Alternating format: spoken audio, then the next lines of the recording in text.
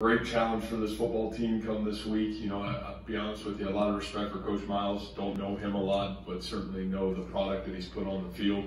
Watching this Kansas team, really impressed by the way they've played. You know, as talented of a team that we played in terms of playing Kansas, really skilled at all their skill positions, an elite running back, a veteran offensive line, and a veteran quarterback, to be honest with you, that's played really good football this year. And you flip over to the defensive side, you know, big, strong, and again, a lot of guys we played against, guys that can really run and strike. And so, you know, I think the biggest credit that they play with a lot of energy, a lot of emotion, and, you know, a lot of credit goes to Coach Miles. They're doing great things. So with that said, certainly open up to you guys any questions you have for me. Julian is going to break a record this year that's in tie on Saturday that's, at least to me, is pretty impressive. What does it take for an offensive lineman now to have that many consecutive starts? Well, obviously the first thing you got to have is talent, and Julian's certainly highly talented. You know, I think the other thing that you have to have is you got to be a little bit lucky, because the physicality of the offensive line position and to be able to stay healthy through his career is certainly a credit to him and the work he's put into that. But, you know, he's done a great job of taking care of his body. You know, I think physically you're seeing the best he's ever looked in his career right now going into this season, and really proud of that. And so, you know, Julian's he's a special football player, and he's a guy that has certainly grown immensely over the last 3 to 4 years in this football program. Has a chance to leave here, you know, right now. He's got his best academics that he's ever had, a really intelligent young man, and playing his best football that he's ever played here with great consistency. So we're all really proud of him. Remember you kind of talking about that there were some challenges when Pet Wade first got here, just adapting and everything. Could you kind of go through just the early part of his transition here, and then just how we got to this point? Yeah, you know, I think the hardest thing for Pat was just, you know, he missed spring practice. So I think that's really hard. You know, whether you're in the program and you miss spring practice, or you're not in the program and you miss spring practice. You know, the nice thing about spring practice is that it really allows you to get in great football shape. And I think one of the things that when you don't get that, it's really hard come fall camp. It takes you a long time to kind of get into football shape. And so I think that was probably Pet's greatest challenge, you know, was getting himself back into football shape. His first week in fall camp was a little bit of a struggle, but I think the thing that was really fun for us to watch as coaches is him just continuing to come back, and you could tell there was a sincere want-to. You know, I think credit also that I give him is the want-to adapt to our culture. And you know, I think it takes a really special guy to come in here that wants to fit our culture and what we do and how we do things here. And Michael's done an unbelievable job of fitting into that. And then, you know, somewhere down the line, taking some reins and help leading that. And it's been really fun to watch. And I think he's been a huge asset to the youth of that wide receiver room. Him and Deshaunte have done a great job. Matt, another senior question. Matt Leo, how would you describe his journey? Obviously a huge physical one, Australia to Iowa, but to just develop the way he has, and the player he's become. Yeah, remarkable. You know, it's interesting. I picked about 10 to 15 plays, usually after a game and show, and one of them's Matt on one of the third down plays on last Saturday. And the physicality that he shows on this play, with the ability to snap his hat in hands, his ability to shed the play and make the play. I think it was one of the 3rd and 1 plays, and it's Matt Leo. And I think just that play embodies the amount of growth that he's been able to make. You know, it's been remarkable. And you're talking about, again, the challenge of, we see Matt as this physical Greek god that he looks like, but learning to play the sport of football in such a short amount of time has been a great challenge. And Matt has done everything above and beyond the call of duty to practice and get himself to this point to become a great player. And so the passion that he's had, obviously, you know, you have to really want to do something if you make the sacrifices that he's had to make to get to this point. But Matt's been he's been an unbelievable asset to this program. Kind of a two-part question, but yesterday in Coach Miles' press conference, he talked about how maybe that job was a little bit more difficult than he anticipated even being when he was going in there. When you're a head coach going into a school that has struggled historically, what is that most difficult thing to flip early on? And then is there something specific that you've seen from them this year that really maybe has changed from the previous regime? Yeah, I think just when you're struggling and there's consistency of struggle, I think creating a sense of belief is one of the things, especially at least from my own experience here, and probably that was the one thing that maybe I didn't realize, that 18 to 22 year olds, you feel like they can, at 18 to 22 years old, you think you can do anything. But I think sometimes when that spirit gets battered, I think that becomes a real challenge to break. And, I probably, underestimated the value of that spirit. But, I think that's the thing when you say, boy, what have you seen from Kansas so far this year? Number one, I think even if we played against these guys the last couple of years, it's never been lip service or coach service to say they've had really good players, because I think you can just see the guys, even over the last couple of years, have gone on to play in the NFL, and then you're going to say there's probably 5 or 6 draft picks right now on this team that probably a couple more than we've got, I can tell you in a lot of ways. They've got talent, they got playmakers, but the big difference that I think you've seen right now is the belief that he's been able to instill in them, for them to go on the road, and you see the value of that Boston College win, what they've done in Texas, how those guys have played, and there's been a really good consistency of that, to be quite honest with you. I mean, I think their kids believe, their kids play with a really high spirit, and you can just go watch special teams, offense and defense. There's not an area you say, man, these guys aren't playing hard, or these guys aren't invested in what's going on. And so obviously a lot of credit to Coach Miles, because I think he's got those guys playing really good football. Coach, going back to the seniors, you guys will honor 20 seniors on Saturday. How will you remember this particular senior class? Yeah, this class is really, this is a really unique and probably a really, maybe one of the most special classes that I've been around just in my career, because again, these young men are probably all young men that kind of, I guess, stayed here through blind faith. The seniors that are seniors now were redshirt freshmen when we came into this program. There's probably a handful of those guys that they knew nothing about myself or staff. They just went through their freshman year and there was a head coaching change and everything changed. These guys stayed the course. I think that's today's society, that's hard to do. There's another group of guys that we recruited that came here and had, they wouldn't know Iowa State from any other institution. They probably didn't know Matt Campbell from any other institution, and yet, these guys were able to, this is what we want to do here, this is our vision, and these guys were able to buy in on complete blind faith. And, what these, this collection of 20 guys have done is they've put in reality to a vision.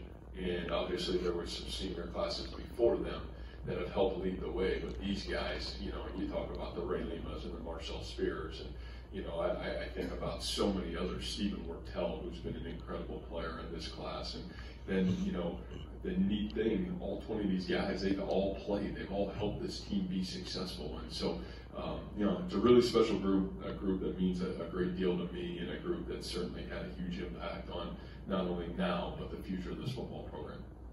I think last year everybody could tell that Kohler was going to be a good player, and obviously he's continued that this year. What's kind of stood out to you maybe about the way he's carried himself as the volume of his production and his usage has increased? Yeah, Coach Golish has done a great job with him, and Coach Golish would say, he deserves all the credit. So we're going to have to make sure we don't put that down. But I think the biggest thing that I would tell you about Charlie is he's worked really hard to go from, there was a time last year, and it might have been the West Virginia game, he kind of had that breakout game a little bit, and started to show flashes of what he had the ability to do at a really high level in game situations. And then you kind of got to like the tail end of the season and kind of leveled off a little bit. And I think our challenge to Charlie was, man, look at what this guy looked like, could be. And I think the great thing about Charlie is Charlie's as competitive as anybody in our football program. He wants to be the best.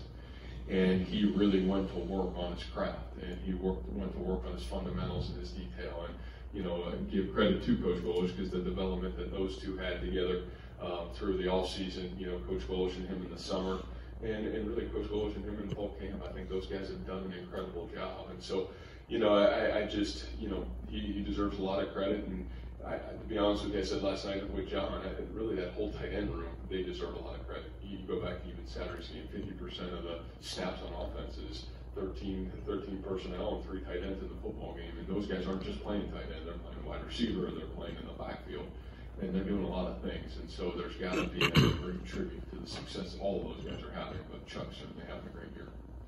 What do you remember about the recruiting process of him? Yeah, Charlie's one of those guys that you remember his personality. I remember obviously his mom.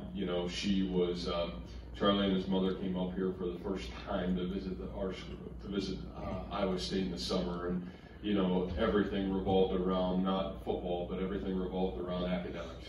And obviously the Charlie's really intelligent. The background that the Kolar family has academically is outstanding. And so I remember just working really hard to say, hey, listen, we can live up to your standards academically. And, oh, by the way, we'll do a great job developing you as a football player. But, I just remember that spirit about Charlie, the competitiveness of who he was and kind of how he asked questions was really impressive to me. You fast forward a couple months, we go down and watch him play in the state championship game. And, I think it was Coach Manning, Coach Golish, myself, down at the state championship game and watching him play. They didn't win that night, but Charlie had an incredible game, and they played one of the best teams in Oklahoma that night. They were right there to win the game. And the thing I appreciate about how frustrated he was that they didn't win the game, but watching him compete the entire night, and I thought really, really impressive too. All the way down to the end, right till signing day, and 2 days before signing day, Oklahoma State offers him a scholarship, and he's stayed loyal to us, which I know had to be really hard. I think the easy thing for him would have been to go play with his brother at the time, and certainly, a little bit closer to home. But, his loyalty, who he was, and what he's been through the process of recruiting is really exactly what we've gotten since he's been here. What can you say about the toughness of Greg Osworth in terms of how much pain he's had to play through this season, and just has it ever gotten to a point where there's been discussion about possibly shutting him down just because it's so much? Yeah, no, I think our medical staff does a great job here in terms of, working with Greg, and, obviously his both long-term health and his immediate health is really important to all of us. And so, but again, I think, is it impressive? I mean, Greg's got a warrior spirit, and he's a young man that how he plays the game is really one speed, and that's 100%. And, I think that's something that, it's a tribute to him. Some people have the ability to endure and not be maybe 100% health and still be able to play at a really high rate, and Greg's one of those guys. And so, I think it just tells you how special that guy really is to be able to endure some of the things physically that he's endured and still be out on the field and be able to help our team be successful. How important has it been that you've had him out there as much as you've had? I know he's missed some time, but yeah, no, I think it's huge for our team. Number one, our kids obviously believe in him. He's voted captain here, and I think that part tells you enough to be a junior and being voted captain in this program. I think says a lot about who you are. Number two, I think Greg's just his playing experience and his ability to communicate make him a really dynamic football player. And so, his ability to get people lined up and kind of get people the ship righted when it needs to be righted is really special. And he brings more than just this physical specimen at safety. He's also a guy that's got this great instinct, and he's also a guy that's almost like a coach on the field at times for us. When you look at this 20-man senior class, there's probably not anybody that's been kind of more in the thick of some of the most important moments over these last couple seasons than Marcel, whether it's the big interceptions he's had or some of the other big games that he's had. Is there one play or one lasting memory that you're going to have of his career here? Yeah, I think for me, and hopefully there's still some moments left out there, but I think the two things that I really appreciate about Marcel, number one, some of those instincts, the TCU game, the Texas Tech interceptions for touchdown, those are all awesome. Those are all great things. And probably those, when you at least say Marcel Spears, those immediately come to my mind of memories of him as a player. But I think for me, the greatest memories that I'll have, and I said this at Big 12 Media Day, and we've had great leadership here, guys that have turned the tide of this program. But Marcel's one of those guys that's just got the it factor. He's going to go be really special in life after he's done playing football. And I think his ability to really change, may take another huge step forward culturally in this program, especially this offseason, and him taking the bull by the horn in a lot of ways and really having the ability to stand up in hard times and lead. It's been really impressive. And I think for me, as much as the football memories, it's going to be those vocal and those leadership and mentorship memories that I'm going to have of Marcel. So we're really proud of him and really glad that I get to still coach him here for a couple, month and a half left of football. But, he's a guy that's been a huge impact on the leadership and culture of this program. You mentioned the 13 personnel, and you guys started in it for, I think maybe you've done it earlier this season, but it's pretty noticeable early for the first few plays. How much have you just dug back into your past now that you got the tight end season? How much, as Coach Manning brought back, what's kind of the balance of what you've tried to do as this season has evolved? Yeah, I think a lot of it is probably a good mix of both. The neat thing for us is, Coach Manning and I being together during those experiences at Toledo where we had a lot of that personnel and were able to do a lot of different things. It was he and I kind of sitting there kind of grooming that at that time. So I think that really positive, and then obviously some of Coach Golish's experiences that he had when he went to the University of Illinois, and then certainly Coach Manning coming back, and we know what the Colts have had at the tight end position, and some of the things that they've been able to do and create in the pass game. I think those things have certainly helped us. So I think it's really been a great collection of really all three of us kind of going to work on how can we best put those guys in position, and how does it help our offense function and be successful.